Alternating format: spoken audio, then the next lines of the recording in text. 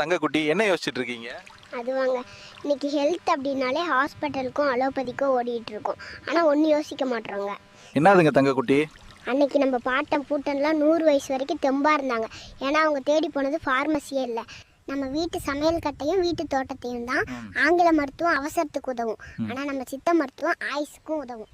Corona வந்தப்போ உலகமே பயந்து நடுங்குச்சு. அப்போ கை கொடுத்தது எது? அந்த நிலவம்பு கஷாயமும் கபசுர குடிநீரும் தானே. வாசலில் தெளித்த மஞ்சள் தண்ணியும் வேப்பிலையும் தான் நம்மளை காத்துச்சு. அன்னைக்கு தெரிஞ்ச சித்த மருத்துவத்தோட அருமை இன்னைக்கு என்ன நம்ம மறந்துட்டோம். கஷாயத்தை கசப்புன்னு ஒதுக்குறோம், ஆனால் அதுதான் நோய்க்கு வைக்கும். செக்குன்னு தெரிய மாட்டேங்குது. ஆளும் வேலும் பல்லு குருது, 4 2 சொல்லு குருதின்னு சும்மாவா சொன்னாங்க. இன்னைக்கு 100 ரூபாய்க்கு பேஸ்ட் வாங்குறோம், கூடவே ரூட் கேனல் டாக்டர்கிட்ட அப்பாயின்மெண்ட்டும் வாங்குறோம். சுக்கு மிளகு திப்பிலி இந்த திரிகடுகம் இருக்கே, இது வெறும் மருந்து இல்லைங்க, நம்ம உடம்போட கவச குண்டலை மாதிரிங்க. சித்த மருத்துவம்ங்கிறது வெறும் பழைய காலத்து விஷயம் இல்லைங்க, அது என்னைக்கும் அழியாத எவர் கிரீன் ரகசியமுங்க.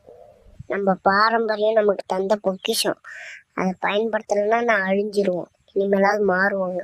கெமிக்கல் மாத்திரையால் நமக்கு வர சைட் எஃபெக்ட் வேணுமா, இல்லை நாட்டு மருத்துவத்தால் நமக்கு கிடைக்கக்கூடிய மெயின் எஃபெக்ட் வேணுமா?